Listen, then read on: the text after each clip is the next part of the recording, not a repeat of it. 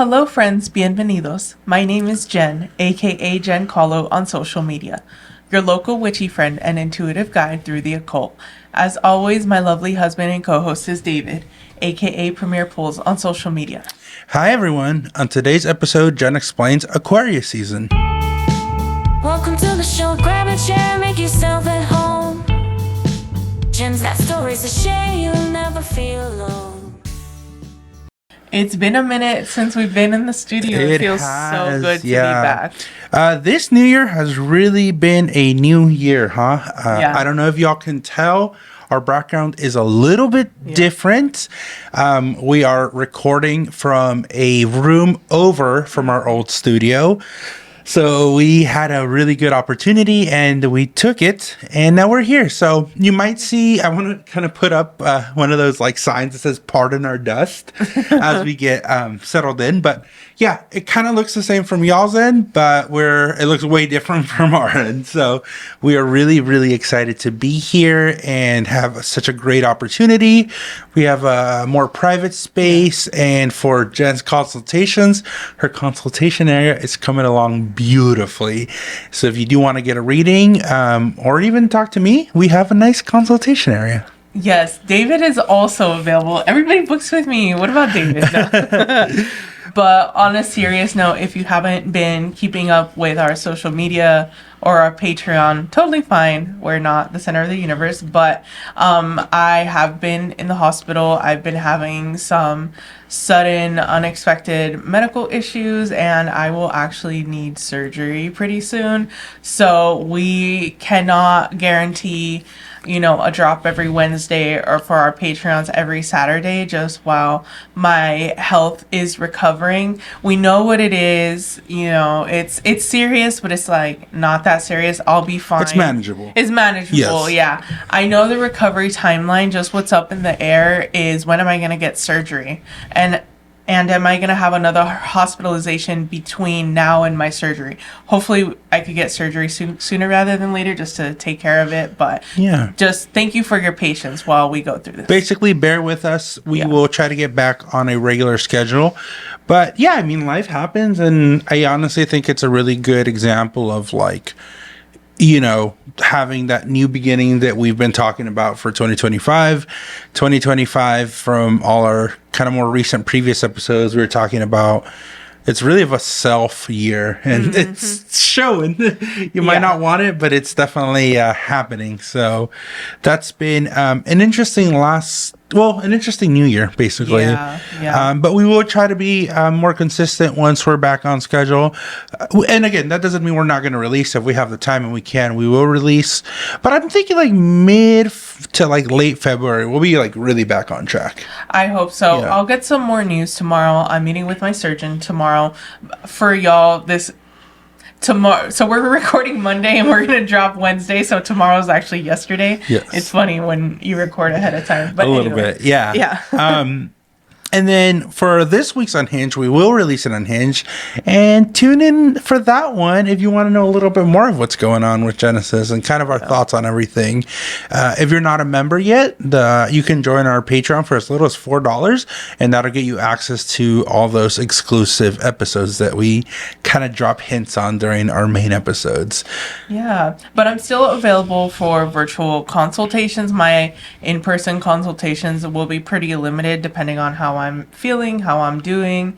But I will say that the folks that are going to get to see our new office and like the last in-person event that I am going to do for the time being will actually be this Friday, January 24th. We're going to be doing a protection magic workshop in collaboration with Kitsilesium, who I interviewed, the Hellenic Witch, and Abracadabra. So this Friday, January 24th, upstairs of Luna 209. Purchase tickets from Abracadabra social media, but if you don't have any social media or if you can't find it, just message us and then I'll help you get in contact and buy a ticket. Yeah, absolutely.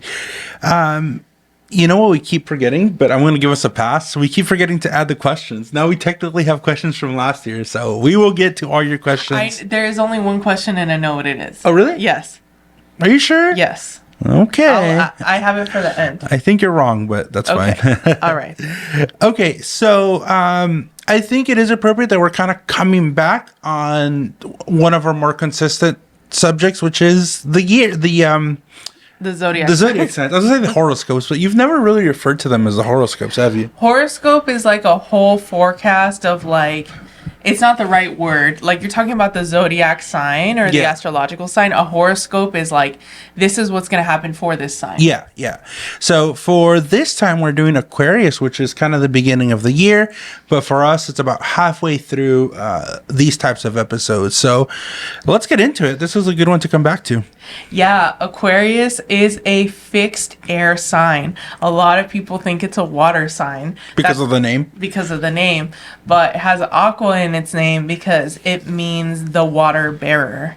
So we're going to talk about the myth in a second. Oh. Yeah. It is co-ruled by, in ancient astrology, Saturn, and then in modern astrology, Uranus.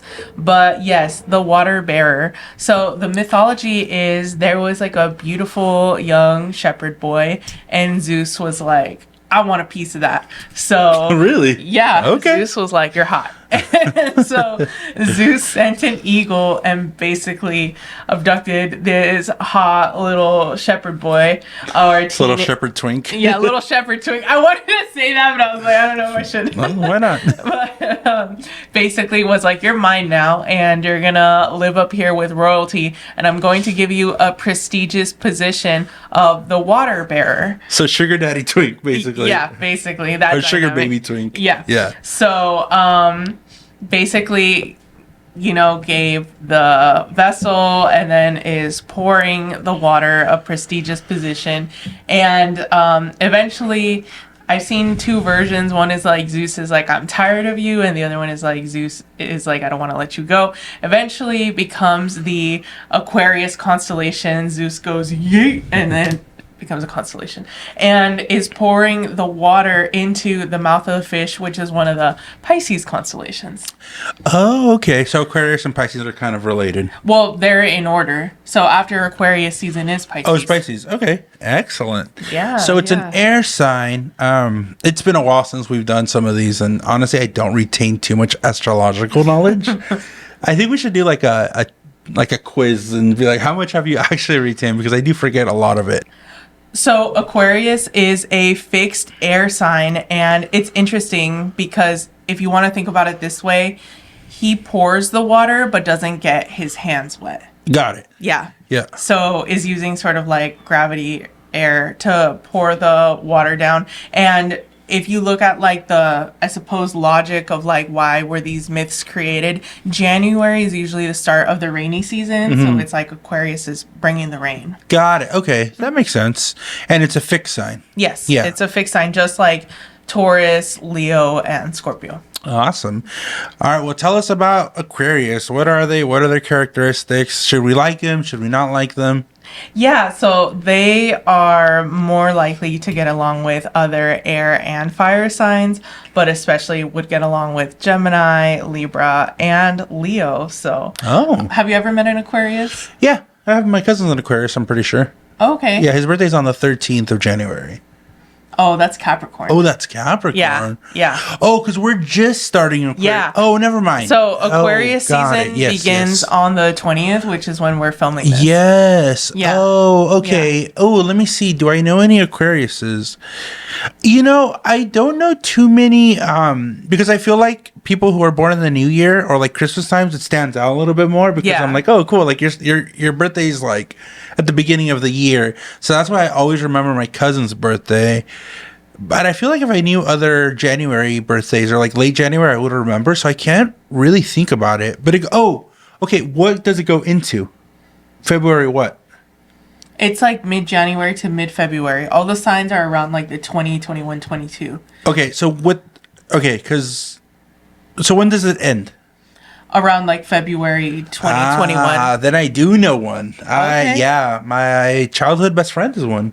Oh. That'll be really interesting. And yeah, his birthday's on Valentine's, and he's the most Okay, that counts. like it's really weird that his birthday falls on that time. Let's just say. So, okay, cool. That'll be very interesting to analyze. And yeah, he said gets along with Leos, and him and I have gotten along. I mean, he was like my childhood best friend. So, yeah, that kind of tracks. Yeah. So I feel like your examples never pan out for me. So this time, I guess you got it right one time. They're less likely to get along with Taurus and Scorpios. Ooh, Tauruses are your enemies. You like Scorpios though, so. Yeah. So just like other fixed signs, they're reliable, grounded, hardworking. At their best, they're innovative, humanitarian, open-minded, intellectual, and loyal. Ooh, okay. And then, what do you mean, ooh, that's at their best? Well, I know, but that does not describe my friend at all. Like zero. But again, we are more than just one sign. I guess that's true. Every sign in a different combination. Maybe loyal. But okay, continue. And then at their worst, detached, stubborn, weird, over intellectual to the point where like they miss the forest for the trees, unpredictable, skeptical, and a rebel without a cause. Okay, that describes it more to the T. Yeah. Yeah, especially like the rebel without a cause, the unpredictable. Okay, that makes a little more sense. Yeah. So maybe by naming some famous Aquarians, you might get a little bit more of a gist of who these folks are. Oh gosh. So of course, my favorite Aquarian, Megan Thee Stallion. But didn't you say she like made a song alluding to her sign? Was that her? A lot of rappers mentioned their sign. I know, but I think you No, was it Doja Cat? It was probably Nicki Minaj. No, it was either Doja Cat or Megan Thee Stallion. But anyways, a lot of rappers mentioned their sign. Anyway, so Megan Thee Stallion, my favorite Aquarian, Aquaria, RuPaul winner of season 10. No idea who that is. Iconic. Look them up. Abraham Lincoln. Okay. Ronald Reagan. Shakira. I have beef with Shakira right now. But I know. You were supposed to go to the Shakira concert and she canceled. And she canceled because she was like, it sold out so well that I need to just go and do stadiums instead of like arenas. Oh my gosh. I know. So, yeah. Michael Jordan. Okay. Mozart. Darwin. Okay. Bob Marley. Yoko Ono. Ew. Okay. Yoko Ono. Rosa Parks. Do you know who Yoko Ono is? I do. Do you know what she did basically? I know that she's like an avant-garde artist. She makes a lot of like weird, depressing art. She broke up the Beatles is what she did. Yeah, and then there's that too. Yeah.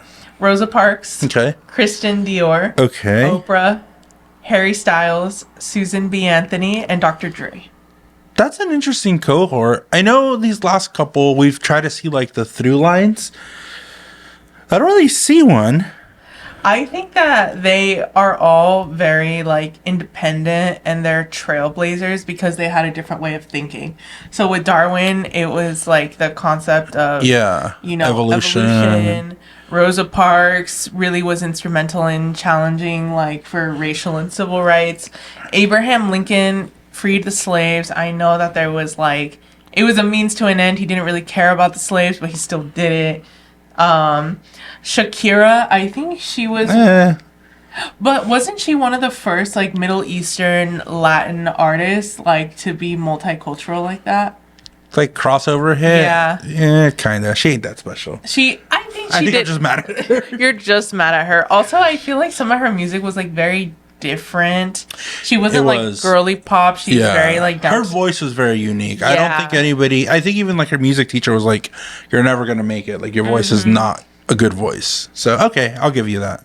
Dr. Dre, Michael Jordan for sure. Yeah. Okay. Harry Styles, he's known for his like sort of androgynous avant-garde sort of style. Harry Styles is not a pioneer in anything. He's not a pioneer, but he's literally iconic. He literally is part of a boy band, which that's been around for everything. His style is not that unique. I think people even on this list have more style than him. He made it through the most commercialized means, which was a talent show. No, I don't agree with you. How did he hurt you? I didn't know you were such a hater. Don't give him the accolades if he doesn't deserve them. I think he does. Let's see. Open-minded, maybe. Loyal. I don't know. Harry Styles, I don't agree with you. There's nothing special about Harry Styles, like at all. Oh my goodness. No, because literally, like he's in a boy band. Like if you would have said NSYNC or like Backstreet Boys, okay. not every Aquarian has to be like the first. I know, to do but something. okay, get that, but I don't think he meets. You're giving him too much praise. Okay. Even his style is not that unique. Literally, a third of the people on this list have better style or have been more pioneers in their style than Harry Styles. Continue. Okay, we're gonna agree to disagree. No, you're Apparently, wrong. you have feelings about Harry Styles. He's just not that special. Unfortunately, Reaganomics with Ronald Reagan that still impacts us to this day. Oprah, I feel like she was a trailblazer in her industry. In and her a big industry, old mogul. absolutely, yeah. Yeah. Susan B. Anthony with the suffrage movement. Yeah, right? Did I get that correct? Okay. Yes, you did. And Dr. Dre with his beats. Yeah. Bob Marley. Yeah. Because he went against like the sort of political, like, I'm not going to be bought out. I'm going to, be Yeah. Well, and I think he was also just like, we wouldn't have had reggae in the U.S. without him, for sure. Yeah, I feel like one of the things about Aquarians is that they can be really big martyrs, and, you try to speak logic. I could see that. You try to speak logic to them, and it's like, you're just hurting yourself. You're not making a difference. And they're like, but it's so much bigger than me. So Leo and Aquarius are opposite signs. They're like 180 on the Zodiac. Leo is me, Aquarius is us. Yes. So a lot of these folks think bigger than themselves. So. Like they're more than just what about Megan Thee Stallion? There's nothing original about her. No. You're just a hater because I have a crush on her. There's nothing original about her. Name one thing that she's done that Nicki Minaj didn't do 10 years before. No, seriously. She just rebranded it without the problematic behavior. I feel like she was... One of her biggest things was, like, college girl. Like, she really was like, you should go to college. I'm going to college. Like, I'm being the example. Nicki Minaj was paying people's student loans off on a live. I know she was, but is she a college grad? Like, was she going through college at the same time as her career? I don't know if Nicki's... Maybe she is. I hope she is. But, like... I just feel like Megan Thee Stallion, that was like one of her hallmarks. She's also really big into anime. I don't know if I've ever seen another huge female rapper. Nicki Minaj has a song called Chung Lee. Okay, but she's not... she's just not innovative. Like, I know you love her, and I will grant you that she has talent, but I think you're pulling at straws here. She's not innovative. Literally everything you just mentioned she did, and Nicki Minaj did 10 years before, and Little Kim did 10 years before that. Lil' Kim was paying tuition? I'm sure maybe not tuition, but like, I don't know. Not every Aquarian needs to be like the first... Oh my god, So you're Taurus, like me, how I have issues with like Tauruses, you have issues with Aquarians. I don't have issues with Aquarians. I have issues with these two specific Aquarians. But anyways... Continue. Oh, what if one day Megan Thee Stallion listened to this and she's like, fuck you, dude? I'd be like, yes, girl, that's right. I'm your biggest fan and you have your biggest hater, apparently. I'll grant her the talent, but I don't think she's a trailblazer, but like literally by any means. But continue. I'm trying to think of... Okay. So for Aquarians, sometimes... Like we talked about, like the martyr aspect, but they're also very stubborn as a fixed sign to the point where they can get, like I said, forest for the trees, fixated on like Yoko Ono. She's the perfect example of that. Okay. Oh yeah. Tell. So basically, John Legend got Yoko Ono, or like found Yoko Ono. I don't remember where. I don't think she was a fan. I don't remember that lore, but. She basically became his like wife, girlfriend, lover, whatever, and he would bring her into like the recording sessions with the Beatles, and like nobody liked her, and basically John Legend was like, well, I'm gonna listen to her, and she is credited for the breakup of basically the Beatles. I don't know, he had an just weird infatuation with her, and she ruled him essentially. And yeah, she's avant-garde and weird, but like, yeah, she's very problematic. Like if somebody's like, "Oh, Yoko Ono's here," like that's not a compliment. But yeah, the stubbornness, Yeah, but I'm thinking more like, let's say that there's a deal between two business people, and they're like, your business practices are not like green enough. So I'm going to tank this deal. And then it's like, but they're like green-ish, like we'll work up to it. And it's like, you're really gonna blow a merger over us like not recycling enough. Like, and Aquarius would do that? Yes, an Aquarian would blow up a deal like that. I feel like that's sort of what happened to like Abe Lincoln. I forget exactly like what the argument was. I didn't pay enough attention in history class. It was economics. I mean, it really came down to economics. But the like, I'm gonna push the button, the like nuke button, was with the slaves. It was like punishment for like not coming through however he wanted them to come through. And at the time, that was like monumental because it's like that's a whole economic system. Yeah. So maybe that's what Shakira did. Maybe, what do you mean? Maybe she blew up her tour because she didn't have like her way on something. I could see that. I'm beefing with all these people, aren't I? Yeah. You are beefing with all these people. Oh my goodness. Okay, so Michael Jordan actually was very stubborn. He warranted his behavior just because he was like the best. So, whatever you wanted to do, whatever he wanted to do, he would get away with just because, like, he's Michael Jordan. He had is known to have a huge, like, gambling problem. There's this, and maybe you could tell me how this relates, but there's this really interesting video where he's with his security guard, and they're literally standing at the door, and Michael Jordan's like, I bet you I can throw this quarter closer to that door. Like, he would have, like, weird little bets, and he bet, like, and the security guard beat him and he would get pissed. And it's like, okay, like, I guess that's avant-garde stubborn. Like, he didn't want to lose at anything. That's interesting. Yeah, I wonder if that's like another placement, because I don't know Aquarians to be like gamblers like that and to get pissed like for losing. Oh yeah, so he would get really mad about losing. No, I feel like Aquarians, like, they don't. Like, just the Aquarian energy, again, like, where it is in your sign. It's not like corporate hippie vibe, is it? I almost a little bit. Get that. It depending on where it is. Like, let's say you have an Aquarian second house, then you don't probably care for like labels and brands and things like that. Like, money is more like abstract and a means to an end. But it depends on where it is, right? Because, like, let's say you have an Aquarian 11th house of friendship, then you don't really need that many friends. Like, it's more like quality over quantity, or you might have like eccentric friendships where it's like you always know a guy and like you have this big like weird network and people are like, how can you associate with people like that? But I don't get a sense that Aquarians are codependent, are they? No, not at all. They're very, very independent. Yes. Why do we get along with them so much as Leos? Like, why do they vibe really well with us? Sort of like the opposites attract sort of model. I see. Because Leo is me and Aquarian is us, so they can balance that, like, okay. Like, Aquarius won't give a shit that the Leo's like showboating. They're like, I know who they are as a person.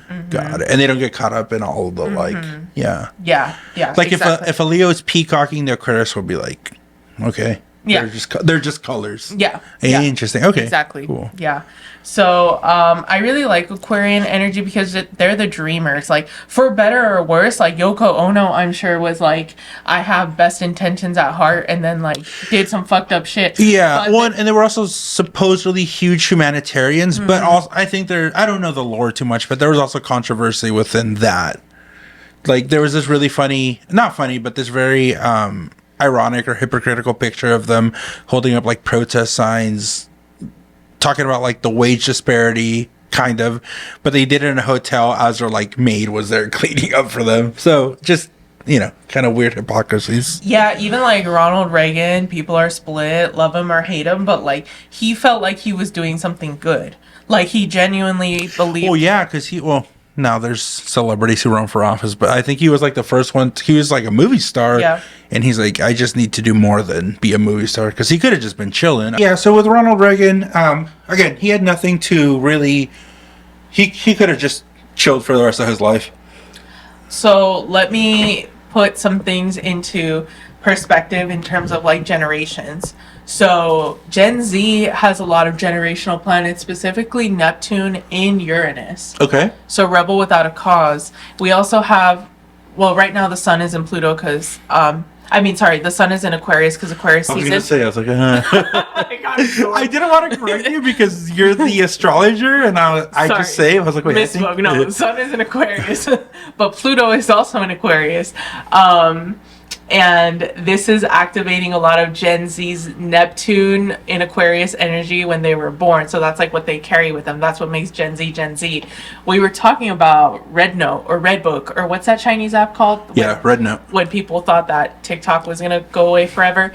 So a lot of them are like, yeah, I know that China is spying on me, but you know what? I don't care. And then I think you were telling me that like a lot of them were even making their username their social security number. So again, rebel, like, I don't want to say without a cause, but like for a dumb cause, but for them it's a righteous cause. For us that might be stupid, but for them it's righteous. So that's also an example of like Aquarian energy, where it's like, if I get my social stolen, I don't care. This is bigger than me. Exactly. If like China is spying on me, I don't really care because this is like bigger than me. Yeah. So a lot of like Gen Z folks, you may see them in the news doing some things. There's a specific Mario character right now that is also, I believe, Neptune in Aquarius, who feels like they're doing things for the right reasons and, you know, go about it.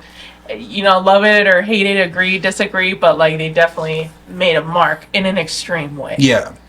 A lot of martyrism, huh? Yeah. Yeah. We'll see what history says. Yeah.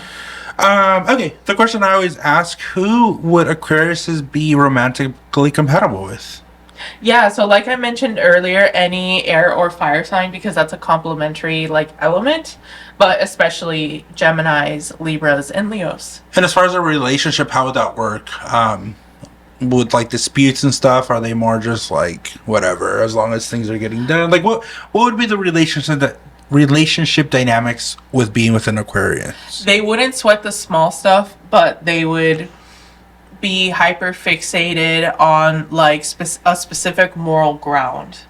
Okay. So like, let's say for example, there's like an Aquarian who, while they're in a relationship, decides to become like a vegetarian, and then their partner's like, no, that's just not for me. Like, would an Aquarian be like, okay, well, I'm just gonna find somebody who aligns with me?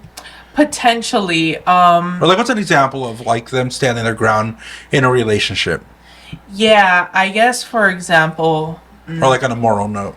Yeah, it's sort of like, let's say an Aquarian and a Leo, right? So like, let's say Leo talks big shit and is like, oh, we're known to do that. Yes, as Leos we are known to talk a lot of shit. Okay, let's say Leo is like, oh, yeah, I'm gonna vote for this particular person and I know you don't like them, but I like them. You know, Aquarius may be like, well, you know, my vote is gonna cancel out your vote, so whatever, but like if you actually donated money to them, then you've gone too far. Got it. Okay. It's sort of like there's like a moral threshold of like, you can talk your shit and like, if you're not doing anything, I don't care, but the moment that it's actionable, like I will care. So they don't get rocked easily by people yapping. Okay. They kind of, it's not even that they see through the bullshit, they're just unbothered. Yeah. But they kind of do see through the bullshit. Yeah. They're like, what are you actually doing? Like, they see through the talk. It's like, what is your walk? Yeah. Is what Aquarius focuses on. But then they also, you know, it really sounds like that cliche of like, they march to the beat of their own drum. 100%. Yeah. And they don't seem to be bothered, which actually really good qualities, because I think I have a better example. Yeah, go ahead. Okay, so let's say that opposite. Let's say the Aquarian gets with someone, and all of a sudden that someone is becoming vegetarian. It's like, cool, do your thing. But the moment that the vegetarian tells the Aquarian, become vegetarian with me, it's like, first of all, don't tell me what to do. Oh, okay. Which is a funny segue because that is your catchphrase among our close friends. First of all, don't tell me what to do. We always say that to each other. And that is because... Well, my last point, I was going to say something. I think, for me, it's something very admirable with Aquarians that, you know, kind of just brushes them off. And then, like, they'll take the stand if they've had enough. I think with us as Leos, from, you know, everything I've known or what we've talked about, I think we can put a good front of like we're unbothered, and we might be bothered but not like show it. I think we've talked about other signs that are very emotional and like they wear their heart on their sleeve. I know we talk about like Capricorns and Scorpios where it's just, well, no, Scorpios are a little more reserved. But I think with Leos, like we will get in our feels, but I think we're always trying to be so not dominant, but have such a presence that we won't like necessarily show it, even though like we are in our feels. Whereas Aquarius, like they truly just, it can roll off their back, right? Yeah, absolutely. Like with Leos, it's a lot of stoicism, but with stoicism doesn't mean that you're not in your feels. Yeah. With Aquarius, I don't think it's stoicism. I just think they're just they like just truly don't care. They truly don't care, and they're like, it's not even worth my time. And where us will like, we will say like, it. I can deal with it, and we will deal with it in a good way, but it's still kind of irks us, right? Crybabies on the inside. Would you agree? Yes. Okay. We're crybabies on the inside as Leos, yes. And we're like the Cowardly Lion in Wizard of Oz. Yes, yeah. 1,000%. But I do think that's very admirable with Aquariuses, because sometimes I think I hold some things that I'm like, why is it bothering you so much? It's like, let that shit go, you know? So. I was going to say, so that quote, first of all, don't tell me what to do, is because you have your North Node in Aquarius. Okay, well, I don't know what that means. So that's like your compass, your North Star, sort of like what you naturally gravitate towards in life, sort of like your general direction, for better or for worse. Okay. So Aquarians, again, it's like the me versus us, which is really interesting because you're very Leo heavy, but then you have this North Node in Aquarius, which I feel like makes you really balanced. I feel like you can get very silly and goofy and be a big old baby and be like, what about me? Like, for example, when my mother-in-law gives me gifts, he'll like throw a little tantrum like, but I didn't get a gift. But does he actually care? No, he just likes to. Okay. He just likes to be silly and goofy. So you have that interesting balance about you. Okay. So with your North Node, I mean, since you were a kid, you've been a skeptical kid, and you've sort of seen the bigger picture. Like, you never liked Disney. Certain cartoons, you were like, this is all fake and bullshit. You've always questioned religion from when you were like young, and to this day, you still have that like skepticism about you. And you believe that the world can be a better place just with like a little bit of effort. Yeah. You sort of try to like fix it. Aquarians are like big fixers of like, I'm gonna take things into my hands, and sometimes to like an extreme point. Like, I've kind of seen you do some extreme things, for example. Because, like what? The only example I can think of, I don't know. It's kind of like interesting, but long story short, I'm trying to think of how to phrase this. I'm like nervous. I know. Don't cover your mouth. Sorry. So, someone was being annoying about something, and in order to resolve it, you had to sacrifice something that brought you joy. And just because you were like, I'm tired of this person telling me what to do, even if it hurts me, I don't care. I just like want peace. Yeah. I will do that. And you like sacrificed something that brought you joy. I see. Okay. Yeah. So that's your North Node, and I feel like that's what makes you a great skeptic, just because you're looking at like, what are people's motivations? Like, yeah, people can yap, but what's their walk? I feel like we also get along because both of our North Nodes make us skeptical. So your North Node is in Aquarius. My North Node is in Scorpio. However, like, my skepticism comes from a place of fear, because Scorpio is scared of getting screwed over, versus like Aquarius is skeptical because they are intellectual and they're like, that doesn't make sense. I'm not sold. Well, you were asking, part of our preparation for this episode, you were asking about religion and like what you're like, oh, I know you're an atheist and you don't believe in religion, but like, if you did believe in one, or what was the question you asked and what was the point of asking it? Yeah, I was going to ask how you feel about Buddhism, because I feel like you wouldn't be convinced about Buddhism either, but like, out of all of the religions, I feel like you would have less of a bone to pick with Buddhism, because it's more about like bettering yourself. For me, the best way to put, if I were to have like not not even spiritual, 'cause I don't believe in like a spiritual being, but I kind of classify myself as like a nihilist without the pessimism. And I've been thinking about that recently, like, because I wouldn't say I'm a nihilist, because like that just, it's way too much, and it's just too like negative, I think, and I'm just not that negative or dark. But I don't, maybe there's a term for it, I might have to look for it, but yeah, it's the idea of like nihilism without like the extreme pessimism or like negativity associated to it. Does that make sense? Yeah. And I feel like that's very Aquarian themed. And then besides your North Node, it takes up your second and your third house, which I feel like you don't get caught up in like... What's second and third house responsible for? Oh yeah, thank you for helping me slow down. Second house is finances and values. Okay. And then third house is... Family? Like family, well, not just family, but more like immediate connections, like neighborhood, siblings, short everyday travel and communication. Okay. It's like immediate vicinity and immediate communication. Got it. Okay. So with your second house, I've heard you say so many times, like, I don't even care about the money. Like, if they're gonna get petty, they can have it. Or like, I'll just pay for the whole thing. I don't care. And you like nice things, but not to the point where you're like, you know, I'm only gonna wear Gucci slides. Like, I'm too good for Payless slides or whatever. Oh, I see. And then in the third house, when you have Aquarian energy in the third house, you're very friendly. Maybe not like directly friendly, although you are directly friendly because of your Leo.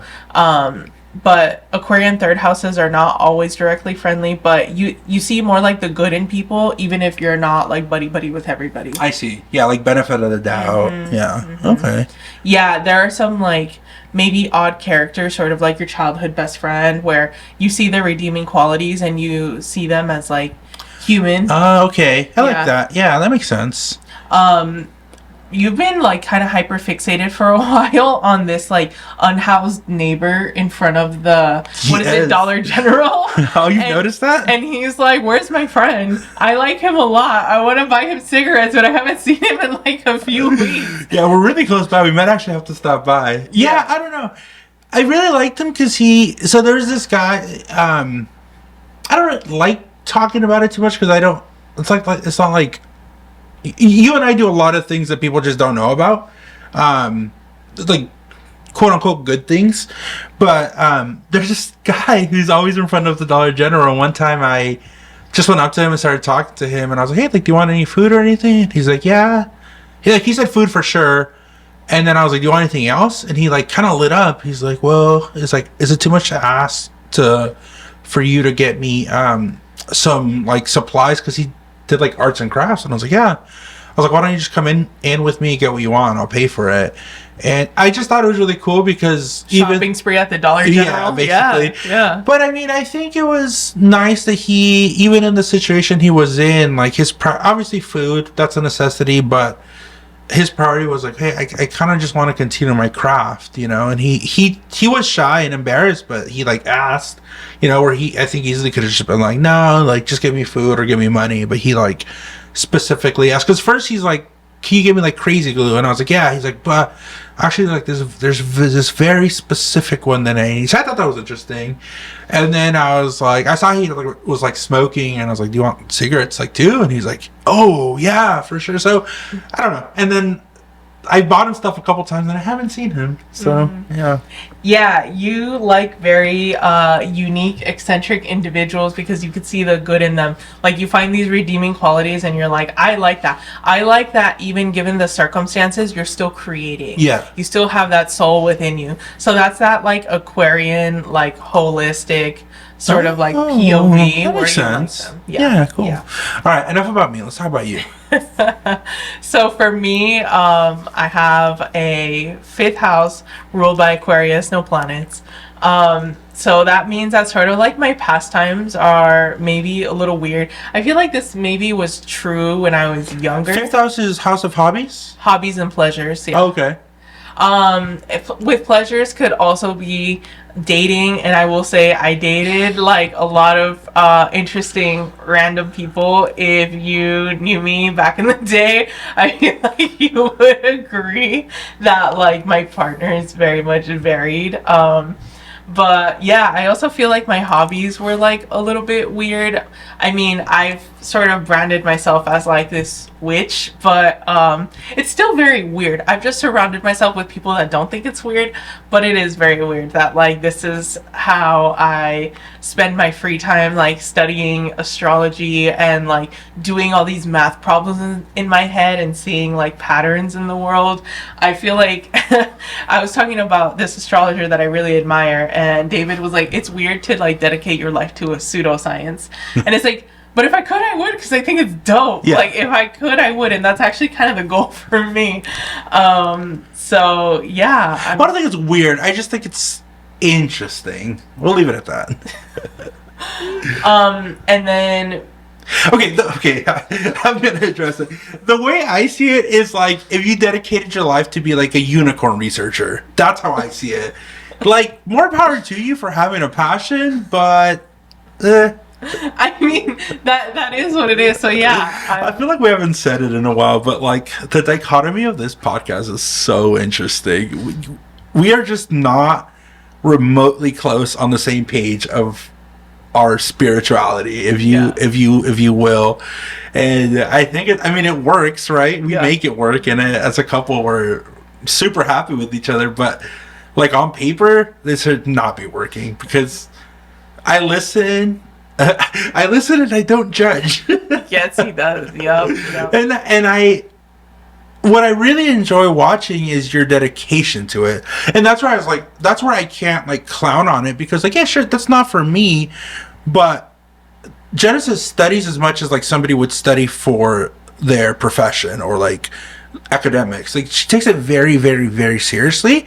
And I think to me, that's what's admirable. So it's kind of like we were talking about, right? Like seeing through for the person as they are, even though I may not like agree with it. And I don't agree with it. I just want to make that very clear. And then fifth house also rules children, so the type of parent that I would be would probably be like a very unique parent. Like, and you've talked about that, right? If we had kids, like you would do like full moon activities. I would say rituals, but I don't think of people think they're going to be standing out there charging our child. Charging the baby. Charging the baby to the moon. Don't charge the baby.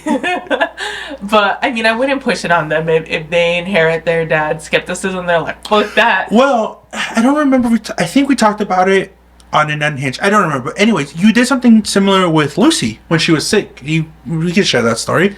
Oh, yeah.